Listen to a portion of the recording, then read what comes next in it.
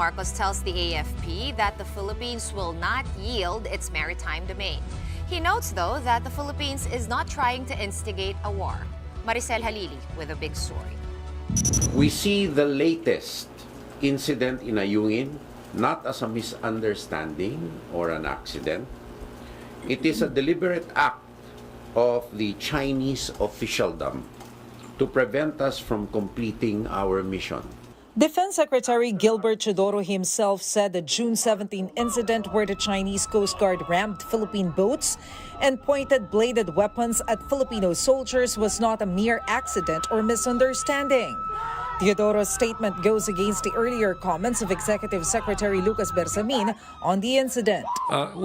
This was probably a misunderstanding or an accident. We are not yet ready to classify this as an armed attack.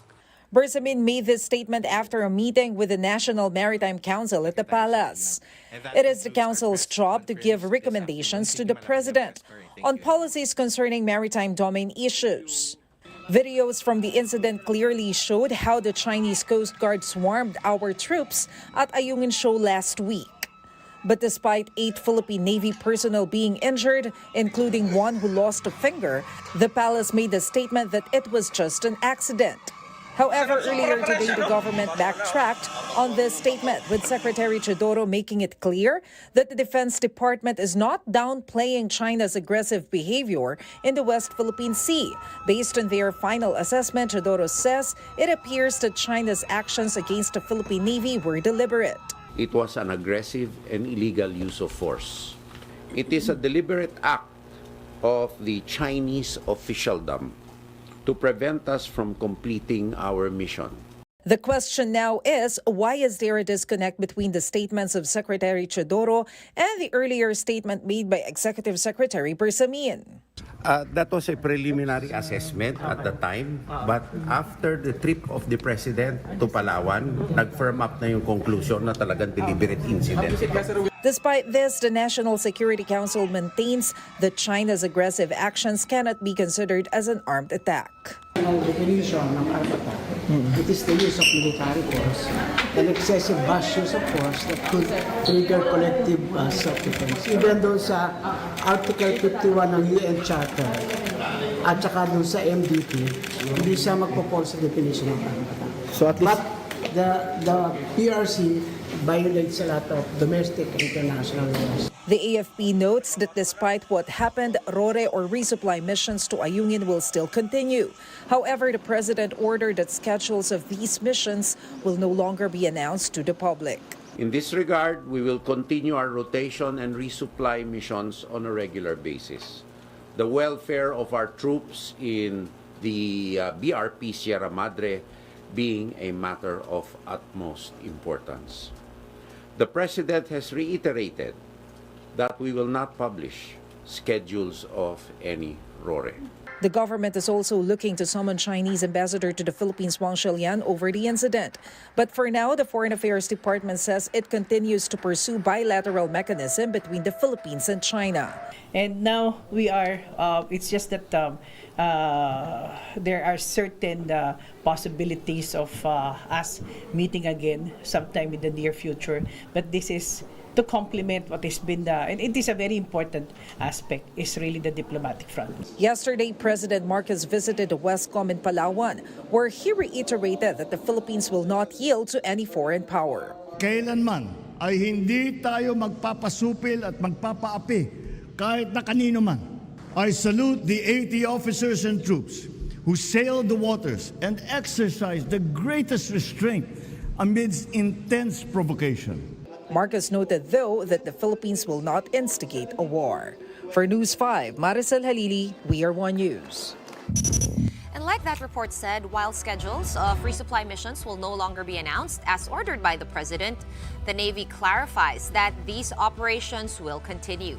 Navy spokesperson Rear Admiral Roy Vincent Trinidad said this in an interview with our sister program sa Totoo Lang. Ito ay mandato ng ating armed forces, ng ating Philippine Navy, and we don't have to seek permission or get anybody's consent. We will continue operating wherever international and domestic law allows us to. Itong Partido Komunista ng China, ito ang himasok sa atin. Yung mga agent, I call them the agents of aggression. So they have no right to demand anything. Dapat sila umalis sa ating exclusive economic zone. In that same program, Trinidad said that the AFP's transparency initiative is still in place, though members of the media may not be allowed to join maritime missions to the West Philippine Sea at all times. May mga times na I believe papayagan, may mga times na hindi. Ganun pa man, the transparency initiative ay nagpapatuloy din. It is to expose all the illegal, coercive, aggressive, and deceptive actions of the Chinese Communist Party sa ating exclusive economic zone. Ilalabas natin yon para malaman ng buong mundo anong ginagawa nila. Well, moving over to politics, suspended Bamban Mayor Alice Guo has been expelled from the Nationalist People's Coalition following her alleged links to illegal pogos. Party chairman, former Senate President Tito Soto ordered Guo's removal in a letter to NPC's provincial chairperson, Governor Susan Yap. The letter stated that the NPC will not tolerate any unlawful acts or appearance of impropriety that will undermine the principle of the party. Soto said Guo's expulsion came after due consultation with leaders and party members. The gravity of charges against the Bamban mayor were also taken into consideration. Aside from this, Mayor Guo is also being linked to the illegal operations at Lucky South 99 in Porac, Pampanga. The Presidential Anti-Organized Crime Commission, or PAOC, together with Senator Win Gatchalian, led today's inspections, and they had this to say. Itong koneksyon ni Mayora dito sa dalawang pogo ng Bamban at saka Porac ay mas lumilinaw na sapagkat nakikita namin yung kanyang digital footprint. Sasampahan na po natin siya doon sa Bamban, may posibilidad po na masampahan siya sa Porac. Lumalabas na ito si Mayora ay isang primary enabler. Based sa mga information, meron siyang connection dito. Hindi lang namin masabi pa in detail, no, ongoing, but ang masasagot ko lang yung mga kausap niyang tao, nakita rin dito sa Pogo Hub na ito. So that's the link that we are referring to. PAOK says they do have enough evidence to file or issue an arrest warrant for to Mayor Alice Guo for being a Pogo enabler. And apart from that, they have also filed qualified human trafficking case against her. Yes, yun yung kaso ng PAOK against Mayor Alice Guo or suspended Mayor Alice Guo. I think they filed those charges on Thursday last week. And I'm expecting na mas marami pang mapafile because ito na nga. No, she got kicked out of the NPC as per the suggestion, as we hear, no, from Senator Sherwin Gatchalian to the party leadership kay former Senate President Tito Soto, and I think nag-agree na nga yung party na. I think that's the answer to our question kung anong liability ng LGU when it comes to allowing those franchises that have been revoked to continue. This time, parang enabler ang tawag. Pero hindi lang si Mayor Alice Guo ang dawit dyan, no? Marami pang iba. Dahil pati ang Porac Mayor na si Jaime Jing Capil ay yun ang pinapasuspinde ni Senator Sherwin Gatchalian. That's right. Isa pang dawit dyan, of course, ito yung pumutok last week. As we know, yung executive assistant ni former presidential spokesman Harry Roque, dawit rin siya dito. Ang daming meme na lumabas noon, pero actually seryoso ito kasi dinadawit nga rin sila. In fact, may mga papeles no, signed by former palace spokesman Harry Roque na nahanap din doon sa Pogo. Of course, on top of, although nilinaw nga nung CIDG na yung mga PLA na mga uniforms that they found mukhang souvenir lang naman daw. Kasi nakakatakot din yun eh. Yun yung sinasabi nila na baka daw may mga spy na dito. And speaking of this inspection nga na they had, no, ang suggestion pa ng PAOK, syempre kasi 46 buildings ba naman dito sa Porac, Pampanga. May swimming pool pa and golf course. Anong gagawin natin dyan? Pwede daw i-convert into a school. So this is 10 hectares of land. So might be a possible suggestion. How do they procure that? And how would that work? How would that work? Diba? Hindi ba siya parang evidence yung buong property na yun right now? I guess we'll find out more no kung magpa-pan out yung mga suggestions. If you think about it, this is a strategic move by the NPC because we do know the elections are coming up. And there's a whole lot of debate on whether Mayor Alice Guo will be allowed to run again. Alam ko kasi kailangan may conviction to not be allowed. And depende pa yun sa kaso mo. Correct. At saka pwede pa i-appeal, di ba? So may mga certain, I think, convicted people na nasa appeal stage pa who are still in government naman. So that's the way our justice system rules. But you're right, Gretch. A lot of people are saying, could this be the NPC, the political party, clearing ranks ahead of next year's midterm Well, elections? speaking of our justice system, former Senator Leila de Lima is now free of all drug charges against her. That's after the Muntinlupa RTC Branch 206 cleared her of her third and last remaining charge, which is conspiracy to commit drug trading. In the decision, presiding judge Henerhito says the prosecution failed to prove that de Lima is guilty beyond reasonable doubt. And with that, Hito granted de Lima's motion for demurrer to evidence, which effectively dismissed the charges against her. De Lima says the decision made her feel free and vindicated. She also thanked everyone who supported her in her legal battle that spanned for almost 7 years. Napakalaki po ng ginhawa at saya ang nararamdaman ko ngayon. The grant of our demurrer to evidence, which is tantamount to acquittal, that means I am now completely free and vindicated. It's very liberating. Sa taong bayan na tumutok sa mga kaso ko, salamat po.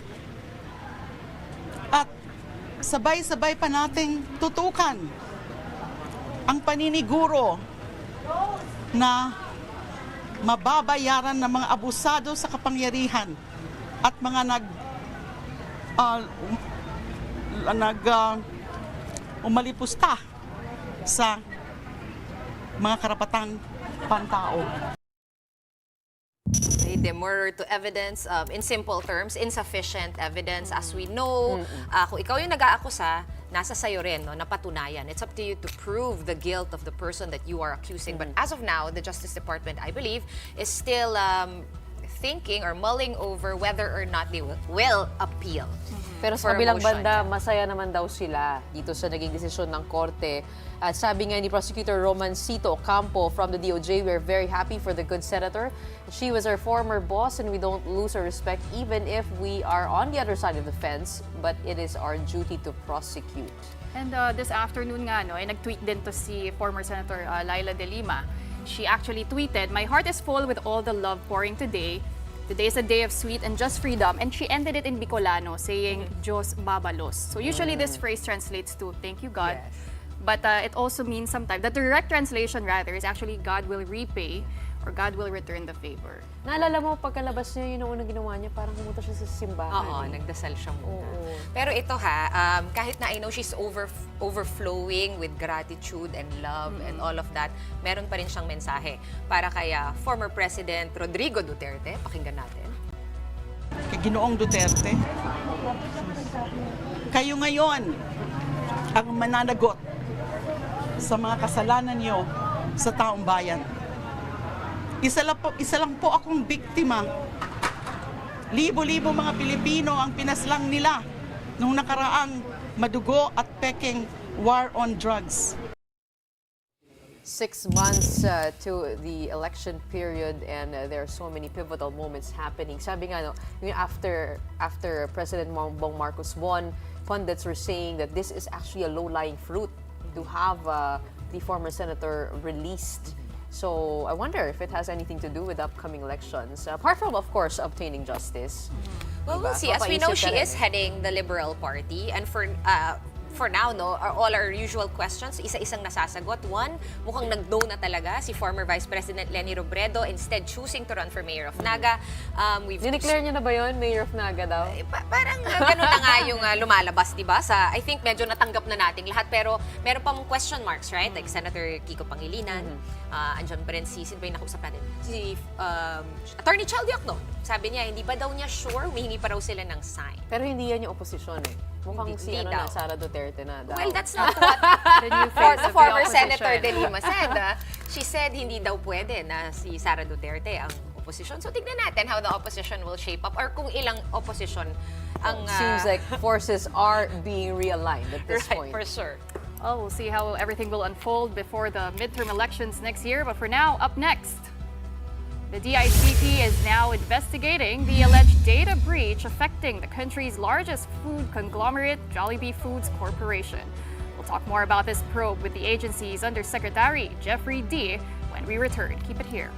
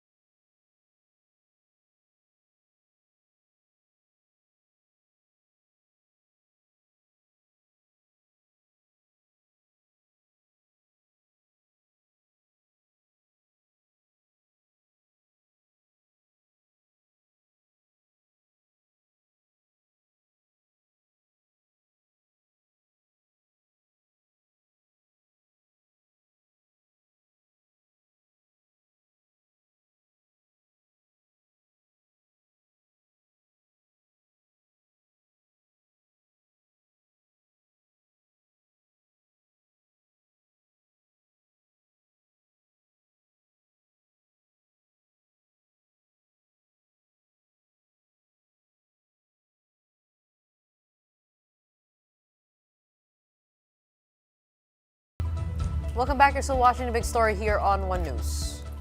The NBI has announced that it is preparing to subpoena Manila Bulletin tech editor Art Samaniego in connection with alleged hacking incidents involving private companies and government websites. NBI Deputy Spokesperson Attorney Sean Michael Dangilan said the subpoena is based on an extrajudicial confession made by an arrested IT officer from the Manila Bulletin. The IT officer claimed that he hacked the websites under Samaniego's direction. Samaniego has denied the allegations, asserting his long-standing partnership with government agencies in cybersecurity. The Manila Bulletin, on the other hand, stated that it has always adhered to the laws of the land and requires its employees to be law-abiding. Tayo rin naman, interesado tayo kung talagang may participation or wala, o ano yung mga defenses na ipuput up nila. It's hard to fathom or hard to think na parang you would do this, your hacktivism, para lang ho, kasi ang allegation, no, para lang mauna siya sa scoop, sa balita, you know, allegation. Eh. So that would be very, very irresponsible. Still on hacking incidents, the DICT has confirmed that Jollibee's data has been found on the dark web. Paraiso said Jollibee's corporate head reached out to them regarding the hacking incident on their website. Cybersecurity group Deep Web Connect has also earlier alleged that hackers were selling the information of Jollibee's 32 million customers in forums for over $40 million. According to the National Privacy Commission, the data breach at Jollibee Group has affected 11 million data subjects across the conglomerate's brand. Kanina lang, nag-usap na ho kami nung head ng isa sa mga corporate heads ho ng Jollibee. Kasi nangyari ho to Friday. Nagkaroon tayo ng report, finalo up ng DICT. Nakita naman ho natin sa dark web na talagang may mga datas from Jollibee na nandun na sa dark web. Contact numbers and addresses nandun ho. Kaninang umaga, ang Jollibee nag-reach out to help, to ask for help from DICT. In fact, last Friday, they made us, they made it known to DICT na nag-file na sila na report sa NPC, National Privacy Commission, because this particular incident involves data breach. Let's discuss these matters further with DICT Undersecretary Jeffrey E&D, who joins us live in the studio. Good evening, Usec. Thank you so much for joining us tonight. Good evening, and thank you for having me. Usec, hindi na po ko kunwari, pero sa totoo lang, gulat na gulat kami dito sa aming newsroom because we used to have Art Samaniego guesting on our shows. Just a disclaimer on that. Probably not just us, but we were quite surprised over the news that came out in the weekend. I mean, what led to that expose, and what do we know? Well, to be honest, I was with Art in Cybersecurity Week in Israel. It's a government event, and I think whatever it is that Art will have to face right now, that does not discount many things that he also did for the furtherance of cybersecurity in the country. That said, I've seen the discussions we've discussed this with the NBI, this case. I think the NBI has an airtight case against them, so I would advise that Art prepares for his defense. What are the policies when it comes to vulnerability tests? Because yun nga, parang that is the cover for hacking, good quote unquote, right? Good question, Gretchen. And thank you for asking that, because there's a lot of hacktivists who think that what they're doing is harmless. Remember that there is a law against illegal access of computer devices. And there's also a law against intentional data breach, or trying to get data. Anytime you try to get personally identifiable data and release it to the public, that's already illegal. If you reshare it again, that's again illegal. Okay, but Usec, what if I was a company and I did ask some white hat hacker or anyone capable to do it? In that case, okay lang naman yun. In that case, okay lang yun. Basta malinaw. May mga professional penetration testers talaga, and they earn a lot of money doing that. Pero ang magic word kasi doon, Sean, is that there is consent. There is actually a contract that you hired me. Right. It's an actual business deal, the usual with makapal na kontrata, maraming pahina. That's correct. And I actually, I would even advise companies to do that. Better have a controlled environment, someone professional, search for vulnerabilities in your own website, in your own online assets. Okay, before I have the others. Kind of a silly question in relation to that. So kung ganun nga, no, why don't these hackers, like you said, it costs so much to hire someone to try to hack into your system professionally with consent? Are we overflowing with these kinds of people? Kasi kung ganun, ba't di na lang sila pumasok sa ganung klaseng racket? I don't know what their motivations are. Ang gusto ko lang sabihin is that we need to delineate this kind of, kasi may ethical and unethical practices. The same with, the same with artists as well. No? Yeah. So an ethical practice is walang consent, tapos nag-hack ka, kahit vulnerability assessment. And although Art had a previous case na rin, no, with Inquirer 7 about this. So just an advice to anyone who's trying to do this in a controlled environment. There's also a bug bounty program. No, walang paalam, nag-hack ka, pero hindi mo disclose. Okay. Hindi mo pinublish. Sumulat ka dun sa kumpanya, like... Pwede yun? Pwede yun. Sulat mo sa kanya, by the way, I'm a legitimate security researcher, I found something. Pero this information is for you, not for the public. But that can't be used against you. I mean, because you're kind of being a good Samaritan in that case, well, right? Libre. Libre. If I'm the company, I wouldn't do that. But it still can, no? Kasi wala kang paalam in the first place. But we've seen a lot of people do this. 95%, 99% of the time, they don't file cases against this person because that person helped them. Okay.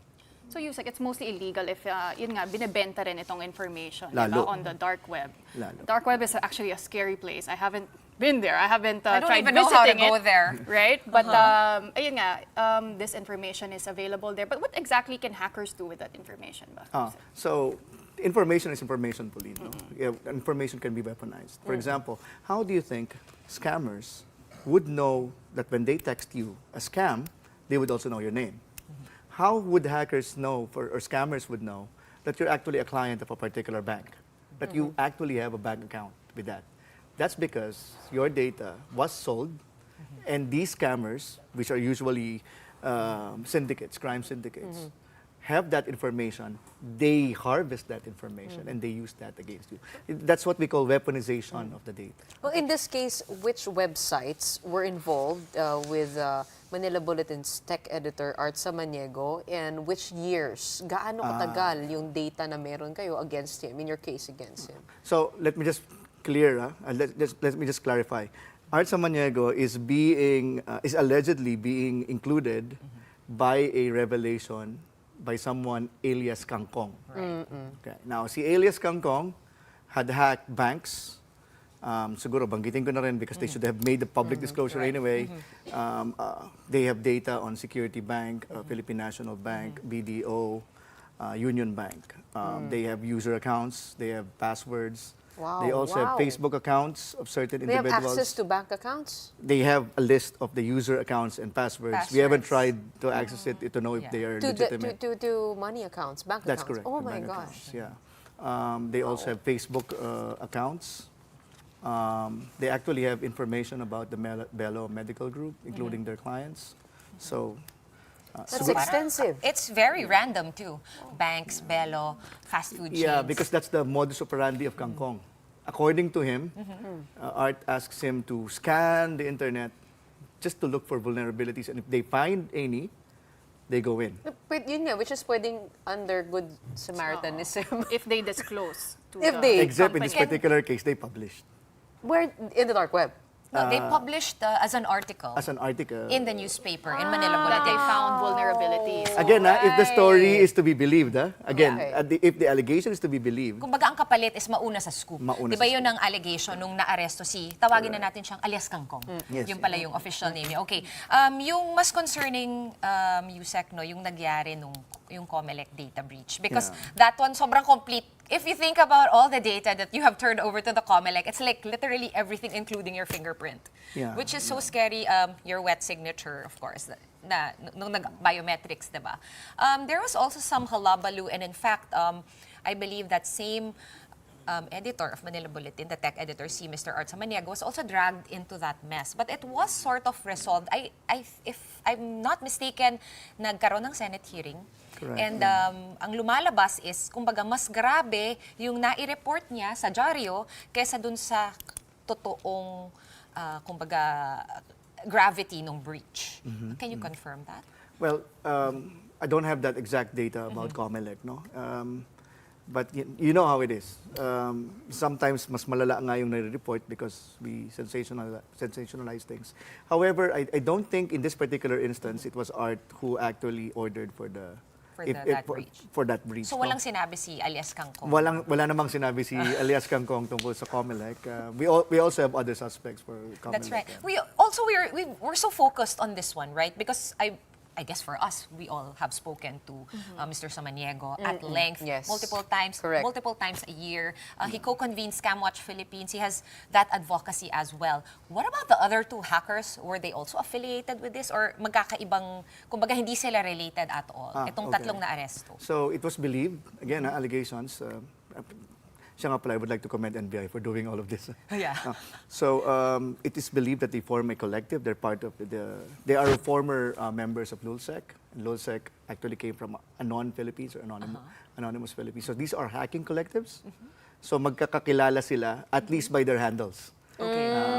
Ngayon, so may online grouping sila, ganyan. That's correct. Tapos nagkita-kita sila, and we have to. This is not only digital forensics, but also human intelligence. Nagkita-kita sila because of the operation of NBI.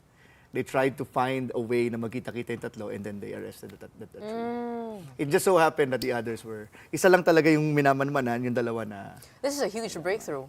Maybe after everything that we've reported on the news, yung mga scammers na hindi natin mahuli-huli. I mean, Yes. Pero ang tanong is, these people, there's been a huge spate of That's hacking, correct, yes. breaching incidents. Would you guys have any idea over at the DICT, in connection, of course, with NBI cybercrime, et cetera, all the other agencies working on it, Usec, Kumbaga, are these people all part of that hacking group, the hacking collective? So thanks for that question. Including the Jollibee, They're not pinakabago. necessarily part of that hacking collective, but they usually have a communication channel that communicates with each other. No, some think that they are hacktivists. There's, for example, where we're looking for one suspect, PH1NS, who's responsible for DOST, who's responsible for PNP, who's also responsible for some other, even the private sector attacks. So we're continuously building our case. It's really hard to. And sometimes it can take years. Some of these cases are years. Well, there have been allegations na galing pa sa China, yung mga hacks. There was one last February where our government mail exchange system was attempted, and we attributed that to APT, or Advanced Persistent Threat Group 41, which are known to be Chinese APTs. Usec, just going back to dun sa dark web, no? How did the DICT become aware na yung Jollibee data nga was in the dark web? So we have sensors. We have scanners that scan everything from the surface web to the dark web. Nakita yon. Plus, pinublish ni Dark Web Connect, no, which is another. May mga alias din sila, no? We have suspects who they really are, but we don't. Suspects pa lang. But after that, ang maganda naman, Jollibee did inform NPC. Because remember, this is also a reminder. If you have a data breach, you are mandated by law to report within 48 hours that you had a data breach. That's first. And then second, you are mandated by law to inform all people that was included there. In this case, it's Abini Jollibee, 11 million. They should inform that individually. Each and every one of them. But they did ask Usec for a 20 days extension. Do we know why they need an extra 20 days? For, I think they said, internal investigation. Well, I guess it's 11 million is still a very, it's very extensive. Usec, how can people protect their data? I mean, it has been brought up na change your passwords regularly, diba? Or two-factor authentication. Two-factor, yan, mga OTPs. But, diba, how... There are some information, let's delineate the type of information you have. There are some information which, if you have a human-to-human interaction, you should never, ever give out. Example, the back of your credit card. At the back of your credit card, there's a 3-digit code that's called a CVV or CVC, depending kung anong klaseng credit card mo. You're not supposed to give that to a person-to-person transaction. If somebody calls you and asks for your 3-digit code at the back of your credit card or your ATM card, never. Okay. The same with your OTP. Yung pinapadala sa text mo na code, never give it out. If it's a human-to-human interaction, somebody called you up and said, oh, by the way, I would like to verify who you are by sending you a code. Can you give me what the code is? Don't. There are some instances where you have no control. For example, as you mentioned, the bank account details were hacked and gotten by these hackers. Paano naman yun? Anong laban? I mean, una-una na-inform ba ng mga bangko na binanggit nyo kanina? Yung mga customers nila? And as a bank customer, should I change my passwords every month?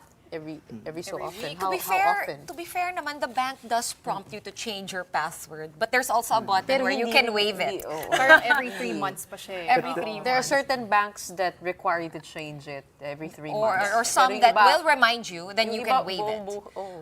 That's a good question, Gretchen. So these things, no, itong nahuli natin, they did this back in 2019 to 2021. So there's a good chance that you already changed your password. Unless you keep reusing your old password back in 2019 to 2021, there could be a problem. But right now, I think, alam niyo may audit features lahat ng mga bank. It's a BSP requirement that all bank online sites actually have an audit mechanism where we can check kailan ba ako last nag-login, and then we regularly check it, and then if there seems to be a suspicious activity there, ibabalik naman sa'yo yung pera. Medyo ibang usapan pa yun, ha? Pero pag may nakita ka na suspicious login, change ka na muna ng password. So always change your password. Pero insured ba kami? Yun talaga. Mamaya tatanong natin. Ibabalik ba yung pera? I think that's a better question for our next guest. No? Pero just to wrap everything up, Usec, ano ba talaga? Where do we stand right now with these arrests, this current arrests? Are there more forthcoming? Yes. Meron pa ba kayong ibang minamanmanan? And once nahuli na tong mga, kumbaga, nasa top nung suspected list natin, can we expect na babawas na tong mga incidents? Or is that just wishful thinking? Kasi kaya parang habulan to. And are we getting better at catching We're getting these better. hackers? That's definitely That's definitely happening. Are we at par with our regional counterparts? Maybe not yet, but we are getting there. Yes, siguro kayo lang nag-interview sa akin, sinabi ko, yes, we're also casing additional individuals.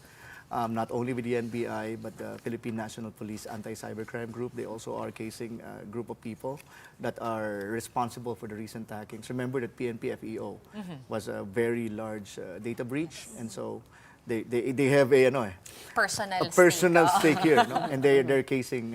With the Jollibee data breach, what information? So that's I think it's early days yet, but do we know anything about that? Yeah, well, it's ang sabi nila it's customer accounts, user accounts. We're still checking it. The problem naman with the private sector is that they do not have any mandatory reporting mechanism to us. So if they want us to help them, they'll ask us. Unlike government, kasi we have. Yes, we filed the cybersecurity law in Congress. And it's similar to all other countries. No? We have to have the correct statistics for hacking because the public needs to be informed. Is that going to pass? I think so. We have the commitment of Congress, but I will. I pray to the gods of Congress. We are with you there. Kasi ang hirap mag-memorize ng maraming password. Just as we said, this is a huge milestone, I think, for our crackdown on these hackers. Exposing their identities, I'm sure, would scare off those who are attempting, and we do hope for more success on that. And something that we have clear now, yung may ethical, unethical na hacking. You can use your talents for good or for bad. Ang choice ay nasa sayo. You can earn money both ways. On that note, maraming salamat for joining us tonight. We have DICT Undersecretary not Ivan Januin, Jeffrey Ian D. Right, pahinga muna tayo. We're going to be taking a really quick break, but right after that, as promised, we will be speaking with BPI's Chief Sustainability Officer, Eric Luchanco, on their initiatives to adopt stronger and sustainable practices in banking. Stay with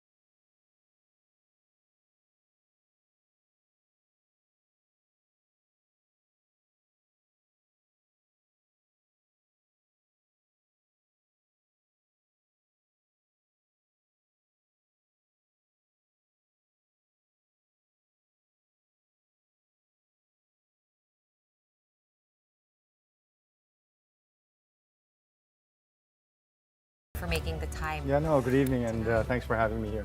Thank you. Okay, let's talk about why a bank would be so into sustainability.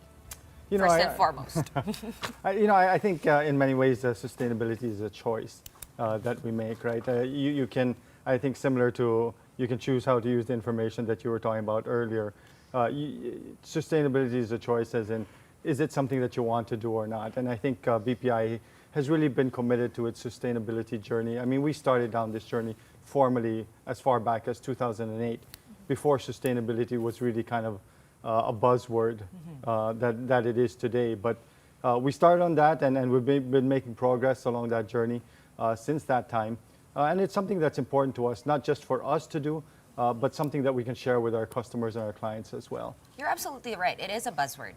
And a lot of people in the past would say, hindi, greenwashing lang yan.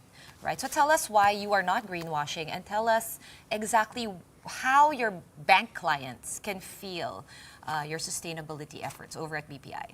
Well, there are many ways, right? And so when we interact with our clients, we try to share with them the experiences that we've been through. So, for example, BPI has converted all of its corporate centers, three key buildings, to receive only renewable energy. We've made the conversion of our branches to become EDGE certified branches, which means that they're determined to have savings in terms of electricity, in terms of water usage, in terms of the materials that they use. And because of that, we've enjoyed certain benefits from it, right? And so we try to share that experience with our customers and tell them how they can also share or how they can also enjoy the benefits that sustainability has brought to us. And for us, we really think of it as, I guess it's a journey for us, and it is a kind of a mission for us as well, right? When you say savings in terms of adopting renewable energy into your corporate offices, what do you mean by that? Savings in terms of operational costs. Yes. In terms of adopting renewable energy, that's not so much about cost savings. I mean, we do engage so that solar or wind power is supplied to us.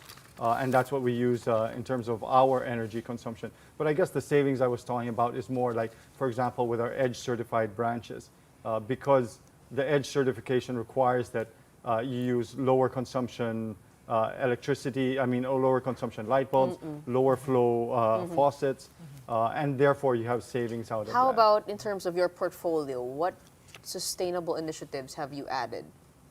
In terms of our portfolio, I mean, if you look at our portfolio all across the board, we have sustainability-linked loans that we've extended, right? And I think it was mentioned that over 50% of our portfolio is linked to various sustainability initiatives. So that's, I mean, it's in terms of renewable energy, it's in terms of sustainable agriculture, so all across the board, whether it's energy savings or climate resilience.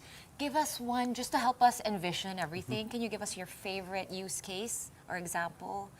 It could be anything. It could be the slow flow faucets, the energy saving light bulbs. Because when you talk about sustainability, it's such a broad term, right? Yes. We want to understand it in practical terms. What do you mean when you say go sustainable?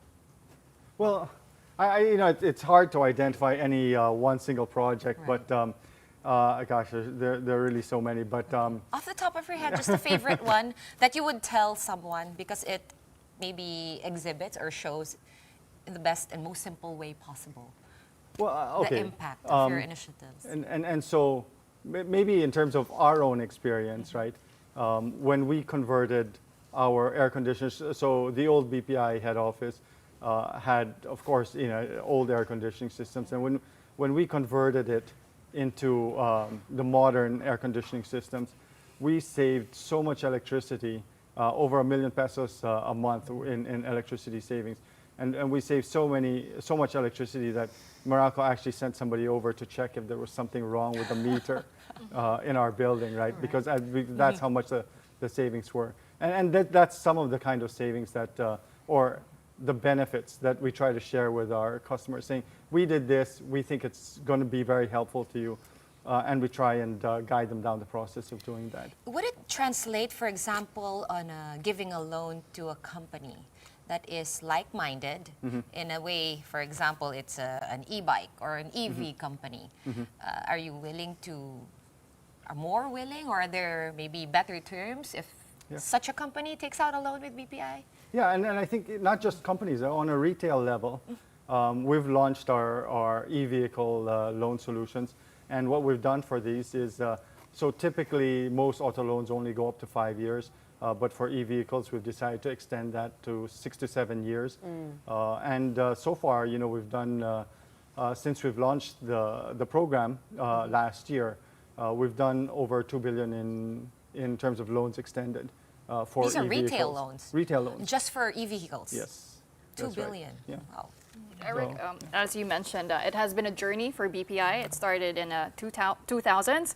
But what were some of the challenges or lessons that you've learned along the way that I guess you could also share with other companies who are looking to promote sustainability as well?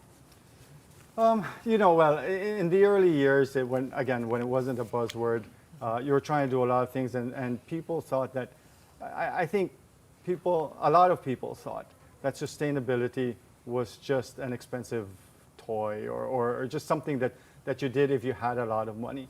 And so one of the challenges that we've had is trying to show them how it benefits them as well. And in fact, at BPI, our philosophy is, we call it ESG plus E2, right? And ESG, of course, refers to environment, social, and governance, which are the typical things that you think of in terms of sustainability. But the E2 for us is to add an economic aspect to it, which is to try and realize how sustainability can really work in your favor, even from an economic perspective, right? And in our view, sustainability that doesn't help you from an economic perspective cannot or will generally not be sustainable over the long term. So the program itself doesn't become sustainable. So you have to find a way for it to work for you as well. And that's why you've been talking about savings, yes, because then it becomes a practical adaptation for the company. Talk to us about sustainable loans. How do MSMEs take advantage of the sustainable loans? I know you're giving out loans for solar panels, yes, that's right, for homes, right? That's right. So apart from that, what else do you have?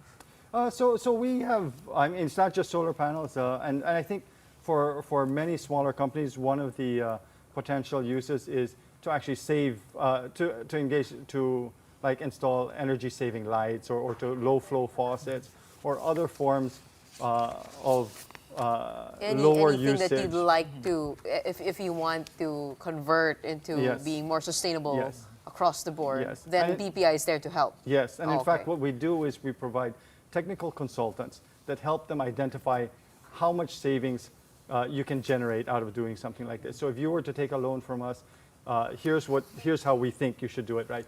You change these lights, you change these faucets, and that's how you're going to save money. And the amount that you're going to be paying in interest for this loan will actually be paid for by the savings that you will have. We might need it here. In big companies like here, okay, that would totally work. But I understand a lot of MSMEs are also your clients. Yes. Most of our businesses around here, 90% I think fall under MSMEs. How can they avail or benefit from your sustainability journey? But even that, right? I mean, you say, okay, maybe it's a small company and they can't say, we can't be sending technical consultants to every small company. But by this time, we already have certain formulas, right? Oh, how big is your space? What kind of light bulbs are you using now? And then we have a general idea already of how much savings they can generate, how much of a loan they would need to take out. And we provide them with that information to make the journey easier for them. Okay, so what's in store? Really last question, because I can see we're running out of time, as that sign says. What can we look forward to from your department? Well, I think from our perspective, and again, we engage in this Sustainability Awareness Month to really try and share the journey that we have with other people, right? To kind of broaden how widely sustainability is understood. That's what we're trying to do with this Sustainability Awareness Month. And through the course of the rest of this month, we'll be continuing to engage in such activities. But of course, that mindset doesn't end with this month, right? It'll continue onwards. Okay, so I guess like-minded individuals can now bank with BPI and sleep soundly, knowing that their bank of choice, practices the same principles or has the same principles as them. But thank you so much for taking the time out of your busy schedule to come over here tonight and talk us through all of that. BPI Chief Sustainability Officer Eric Luchanco, thank you so much. Thank you. Thank you very much. Let's go to sports news. Gilas Pilipinas is off to a good start in their preparations for the 2024 FIBA Olympic qualifying tournaments as they defeat the Taiwan Mustangs in their send-off friendly 74-64. Gilas leaned on Dwight Ramos and Justin Brownlee in the third quarter to pull away against the Mustangs. Ramos and Brownlee helped Gilas outscore the Mustangs 21-12 in the third quarter to gain headway in their tune-up game. In the fourth quarter, Taiwan tried to mount a comeback behind Oscar Lopez and Sean McCarthy. But in the end, Gilas proved to be too much as the national team made sure to give a smile to home fans before leaving for Europe to continue their build-up for the FIBA Olympic qualifying tournament. Ramos finished with 19 points, while Brownlee added 12 markers in the win. Okay, and just before we go, we just want to share this little bit of good news. It's quite pretty too. Time for our big picture tonight. Open spaces in Metro Manila are few and far in between, but changes are slowly being made. A new section of the Pasig River Esplanade is now open, offering more recreational areas along the historic river.